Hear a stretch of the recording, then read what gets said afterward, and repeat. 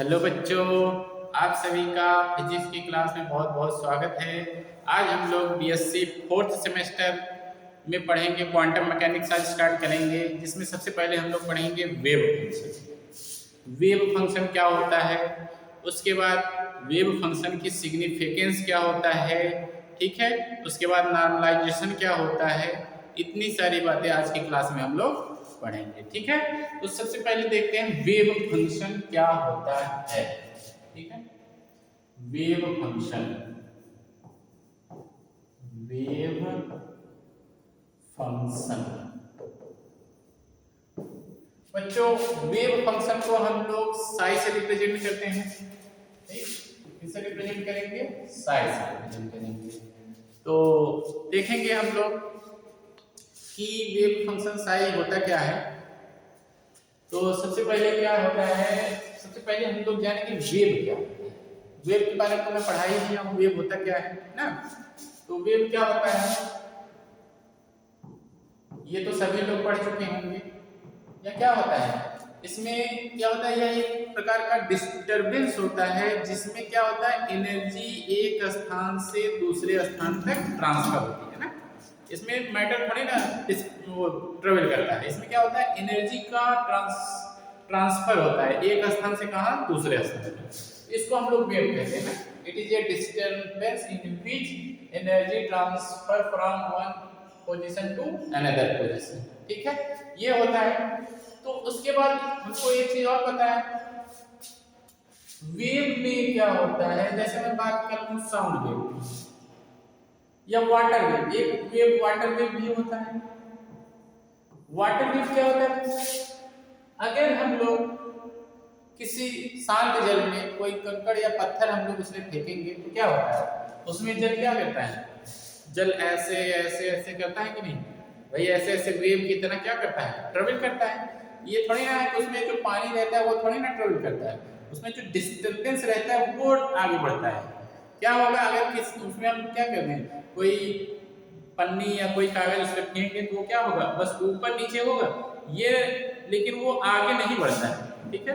तो आगे नहीं बढ़ता है, तो देखिए कि वाटर वेव में क्या होता है। तो ये वेव कैसे बढ़ता है भाई, इसमें कुछ न कुछ वेरिएबल तो होगा ना, जो जिसकी वेरिएबल की वजह से, जिसकी वेरिएशन की वजह से ये वाटर वेव क्या होता है, आगे बढ़ता है ना, वाटर वेव।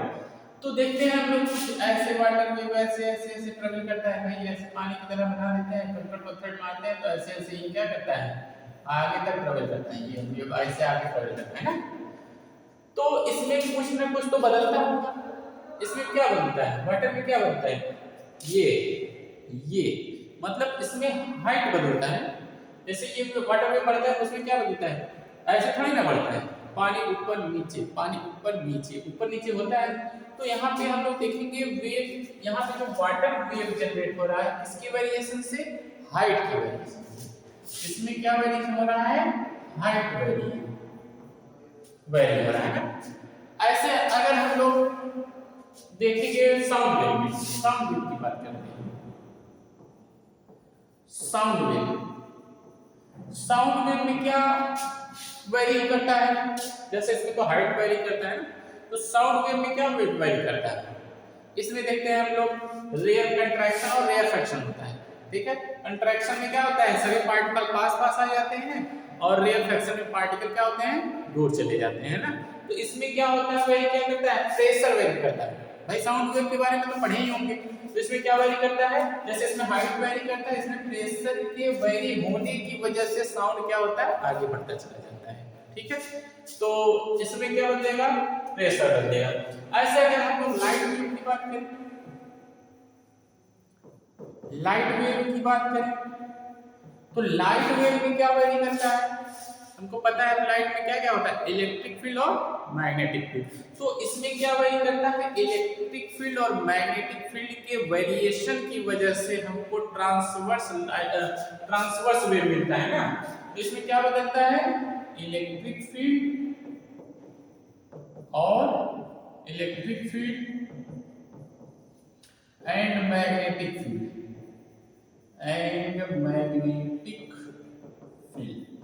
ये मिल जाता है, ये बदलता है ना। ऐसे भाई डी ब्रोगली ने अपने हाइपोथेसिस में क्या कहा था कि कोई भी पार्टिकल जब मूव करता है तो वो क्या करता है, वेव की तरह बिहेव करता है, और जिसकी वेवलेंथ कितना होता है, लैम्डा बराबर h अपॉन p होता है। ये तो सभी लोग जानते हैं। तो ऐसे डी ब्रोगली मैटर वेव में क्या वेरी करता है, तो डी ब्रोगली मैटर वेव में वेव फंक्शन वेरी करता है। ठीक है, इसी को हम लोग क्या बोलते हैं, वेव फंक्शन बोलते हैं। यानी कि मैटर वेव में क्या बदलेगा, matter wave, matter wave de Broglie ने बताया था ना मैटर वेव के बारे में, मैटर वेव में क्या बदलता है, वेव फंक्शन बदलता है। इसी को हम लोग क्या बोलते हैं, वेव फंक्शन। ठीक है, तो अगर इसको हमें डिफाइन करना हुआ बच्चों, तो हम लोग कैसे डिफाइन करेंगे कि वेव फंक्शन क्या होता है ना।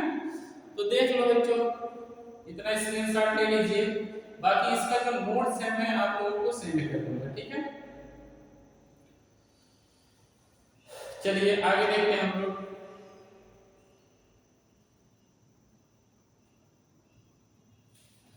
तो वेव फंक्शन किसे कहेंगे, एक बार लिख लीजिए यहाँ पे।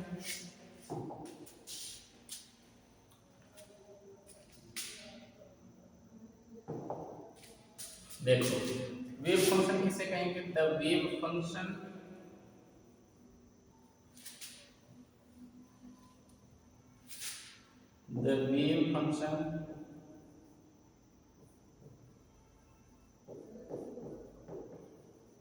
is a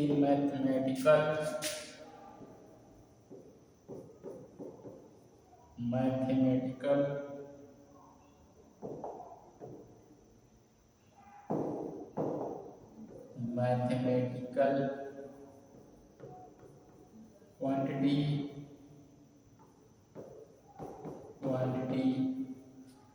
whose variations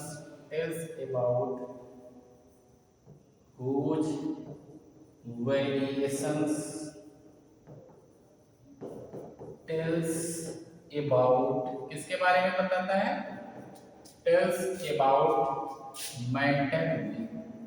ठीक है, यानी कि साई के बदलने से, जो साई में परिवर्तित होने से हमको क्या जनरेट होता है, मैटर वेव जनरेट होता है ना, मैटर वेव। ये मैटर वाटर वेव ये क्या, सॉरी जो मैटर वेव था, ये क्या है, मैटर वेव। ठीक है, तो अबाउट मैटर, या एक क्या कैसी क्वांटिटी होती है, मैथमेटिकल क्वांटिटी होती है। तो इसका साई का कोई फिजिकल सिग्निफिकेंस नहीं होता है। फिजिकल सिग्निफिकेंस का मतलब क्या होता है, पता ही है ना, जैसे कोई चीज है, मैं इसका फिजिकल सिग्निफिकेंस क्या है, लिखना है। बेंच का सिग्निफिकेंस क्या है, बैठना है। तो ऐसे सिर्फ और सिर्फ साई की अगर बात करेंगे तो इसका कोई फिजिकल सिग्निफिकेंस नहीं होता, साई की कोई फिजिकल सिग्निफिकेंस नहीं होती है। लेकिन हाँ, इसके स्क्वायर के मैग्नीट्यूड का होता है। ठीक है, फिजिकल सिग्निफिकेंस। तो देख लो, जैसे साई क्या होता है, ये बताता है, अगर साई किसका फंक्शन होता है, x y z, मतलब एक तरह से लिख सकते हैं साई r, t का फंक्शन होता है, जहां ये r क्या होता है, x y z हो जाता है, और ये t, मतलब किसी भी पार्टिकल का किसी इंस्टेंट पे पोजीशन को बताता है। भाई कोई पार्टिकल जा रहा है, मूव कर रहा है, तो इसमें क्या होगा, इसकी पोजीशन क्या होता है। बच्चों एक बात और ध्यान देना है कि क्लासिकल मैकेनिक्स में तो हम लोग किसी भी पार्टिकल या किसी भी वस्तु का हम लोग एग्जैक्ट पोजीशन तो बता देते थे ना, लेकिन यहाँ क्वांटम मैकेनिक्स में हम लोग एग्जैक्ट नहीं बता सकते हैं। ठीक है, यहाँ पे हाइजेनबर्ग अनसर्टेनिटी प्रिंसिपल लग जाता है। ठीक है, हाइजेनबर्ग अनसर्टेनिटी प्रिंसिपल क्या बताता है, अगर पोजीशन को फाइंड करने जाएंगे उधर मोमेंटम बदल जाएगा, मोमेंटम को बदलने जाएंगे, पता करने जाएंगे तो उधर पोजीशन बदल गया रहता है ना। अगर जैसे कोई गाड़ी में क्या कर रहा हूँ, बाइक चला रहा हूँ, बाइक से जा रहा हूँ, तो उसमें क्या होगा कि मैं बोलूँ कि मेरी एग्जैक्ट पोजीशन क्या है, क्या बता सकते हैं, नहीं, अभी यहाँ हूँ, तुरंत देखते ही वहाँ पहुँच जाऊँ और आगे पहुँच जाऊँ, ऐसा होता है ना। तो ये क्या बताता है, यहाँ पे क्लासिकल मैकेनिक्स में हम लोग क्या करते थे, एग्जैक्ट वैल्यू करते थे ना। क्लासिकल मैकेनिक्स में हम लोग क्या करते थे, एग्जैक्ट वैल्यू करते थे। लेकिन क्वांटम मैकेनिक्स में हम लोग एग्जैक्ट वैल्यू नहीं बता सकते, एग्जैक्ट वैल्यू को नहीं बता सकते, ये नहीं बता सकते। ठीक है, तो ये था वेव फंक्शन। वेव फंक्शन क्या होता है, यह एक मैथमेटिकल क्वांटिटी होती है जिसके वेरिएशन क्या बताता है, मैटर वेव के बारे में बताता है। ठीक है बच्चों, इसका मैं जो है अच्छे से नोट्स जो है मैं आप सभी को ग्रुप में भेज दूंगा, वहां से इसकी डेफिनेशन वगैरह सब लोग लिख लेना है। आई होप कि आप सभी लोगों को समझ में आ गया होगा। अब देखते हैं इसका फिजिकल सिग्निफिकेंस क्या है। तो बच्चों देखते हैं physical significance of the wave function.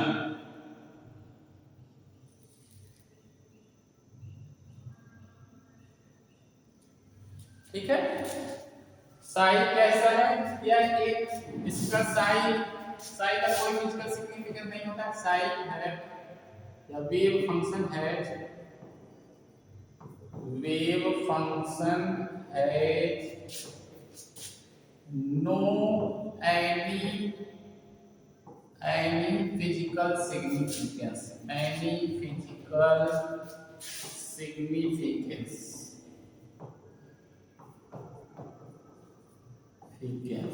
ठीक है। और ये है मैथमेटिकल क्वांटिटी होती है, this is a mathematical quantity, a mathematical quantity.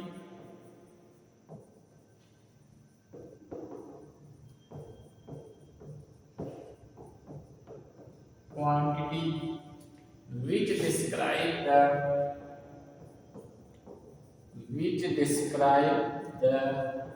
position of the particle at an instant, position of the particle at any instant।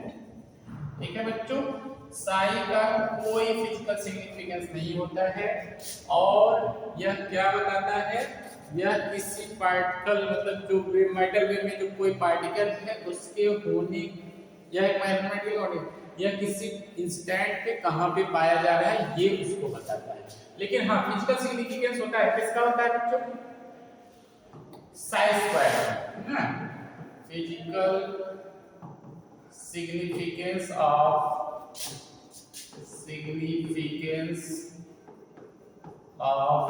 wave function,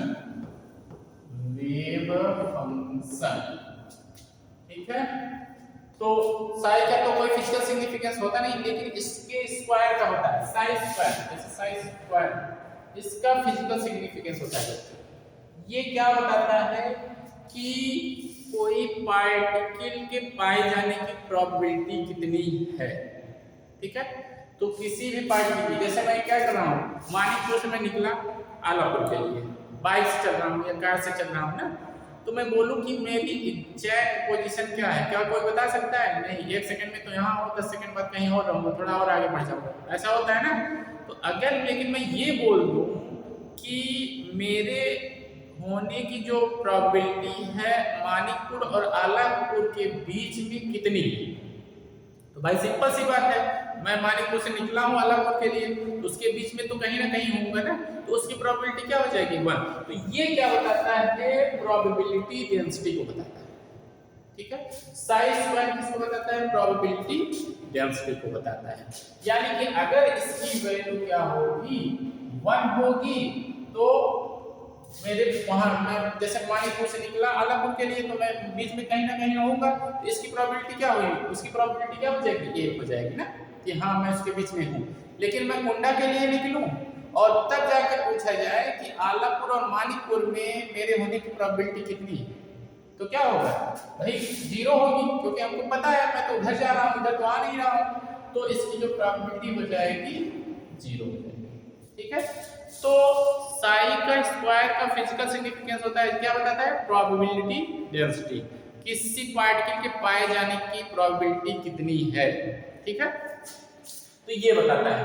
अगर मैं कहूँ कि मैं पूरे यूनिवर्स को ले लेता हूँ माइनस इंफिनिटी से प्लस इंफिनिटी, भाई कहाँ पे जाओ, एक इंफिनिटी एक छोर से दूसरे छोर तक मैं क्या कर दिया, वहां पे मैं बोलूँ तो, और इसका क्या कर दूं, साइन साइन स्टार dx, इसकी वैल्यू 1 अगर आ जाए तो इसका मतलब क्या हुआ, ये क्या बता रहा है कि इसकी साइन साइन स्टार क्या है, साइन स्टार क्या है, sign star conjugate of sine sine wave function बताता है ना, ये क्या होता है, कॉन्जुगेट ऑफ साइन। जैसे कॉम्प्लेक्स नंबर पढ़े हैं ना, z की वैल्यू क्या होती है, x प्लस आई वाई, मैं बोल दूं कि इसका कॉन्जुगेट नहीं, यानी कि z स्टार की वैल्यू क्या होगी, x माइनस आई वाई होगी ना। ऐसे यहाँ पे साई स्टार क्या है, साई का कॉम्प्लेक्स कॉन्जुगेट है, क्या है, कॉम्प्लेक्स कॉन्जुगेट,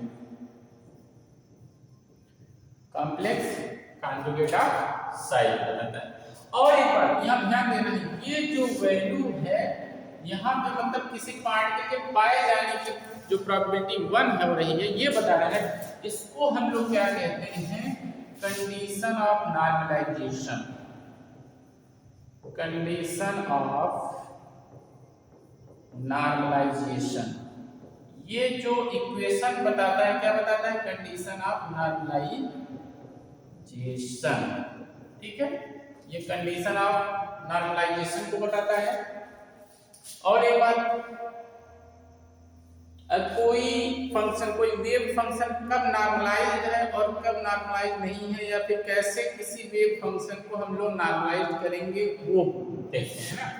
ये था physical significance of the wave function. ये क्या बताता है, साई का तो कोई फिजिकल सिग्निफिकेंस होता नहीं है, किसका फिजिकल सिग्निफिकेंस होता है, साई स्क्वायर का। साई स्क्वायर क्या बताता है, प्रोबेबिलिटी डेंसिटी को बताता है। साई स्क्वायर क्या बताता है, प्रोबेबिलिटी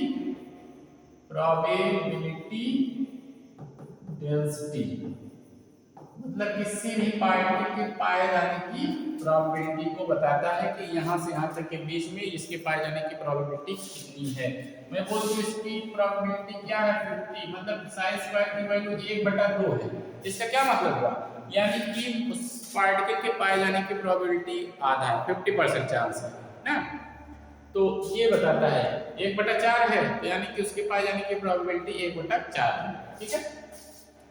तो आइए देखते हैं कि how to normalize a wave function, ठीक है, कैसे किसी वेव फंक्शन को नॉर्मलाइज किया जाता है।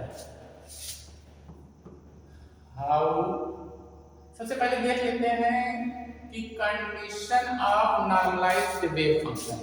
नॉर्मलाइज्ड वेव फंक्शन का कंडीशन क्या होता है, या properties of normalized wave function, properties of normalized wave function, wave function. तो क्या क्या प्रॉपर्टी होती है नॉर्मलाइज्ड वेव फंक्शन की। पहला प्रॉपर्टी ये होता है कि wave function should be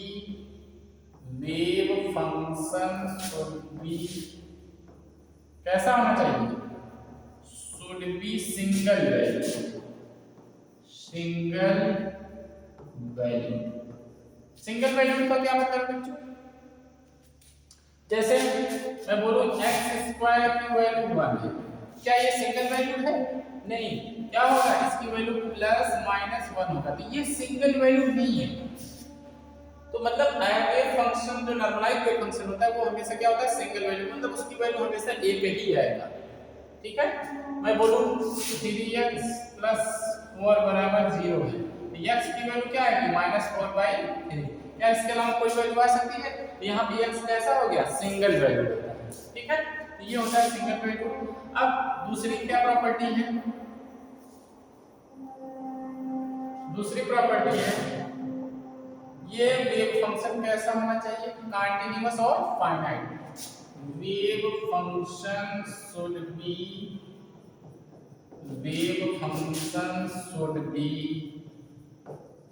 continuous continuous and finite, continuous होना चाहिए और कैसा होना चाहिए, फाइनाइट होना चाहिए। कंटिन्यूअस का क्या मतलब है, जैसे अगर हम लोग ग्राफ ड्रा करें तो वो चलता रहे, ये कैसा है ग्राफ, कंटिन्यूअस है। और मैं कहूँ कि ये गया, फिर ये गया, फिर ये गया, फिर ये गया, यहाँ आया, तो ये कैसा है, कंटिन्यूअस फंक्शन नहीं है ना। लेकिन ये वाला कैसा है, ये कैसा है, कंटिन्यूअस है। तो कैसा होना चाहिए, कंटिन्यूअस होना चाहिए और फाइनाइट होना चाहिए। फाइनाइट मतलब इनफाइनाइट नहीं होना चाहिए, कोई लिमिट होना चाहिए उसकी, ठीक है। ये दो प्रॉपर्टी है इसके नॉर्मलाइज्ड वेव फंक्शन की, ठीक है। अब आगे देखते हैं हम लोग तीसरी प्रॉपर्टी क्या है, the wave function, the wave function, the wave function should be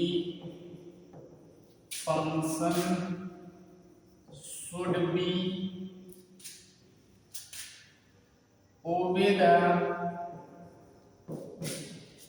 condition of normalization, condition of normalization या follow, obey ले सकते हैं या follow, ठीक है, follow the condition of normalization, wave function क्या करना चाहिए, कंडीशन ऑफ नॉर्मलाइजेशन को फॉलो करना चाहिए ना। तो कंडीशन ऑफ नॉर्मलाइजेशन क्या होता है बच्चों, माइनस इनफिनिटी से plus infinity Sai star dx, इसकी वैल्यू क्या होनी चाहिए, 1 होनी चाहिए, मतलब इस कंडीशन को फॉलो करना चाहिए। ठीक है बच्चों, मैं इतने टॉपिक का नोट्स आपको ग्रुप में भेज दूंगा, अच्छे से नोट्स बना लीजिएगा, ठीक है, धन्यवाद।